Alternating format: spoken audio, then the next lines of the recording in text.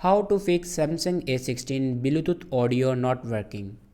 So let's start the video. First of all, turn on or off Bluetooth device, then open settings, then click on connections, and here you can turn on or off Bluetooth connection. After turning on or off Bluetooth connection, then restart your device. For restart your device, press and hold volume down button and power button at the same time, and then click on restart. After restart your device, your problem will be fixed. If it doesn't fix your problem, then reset your network settings. For reset your network settings, open settings,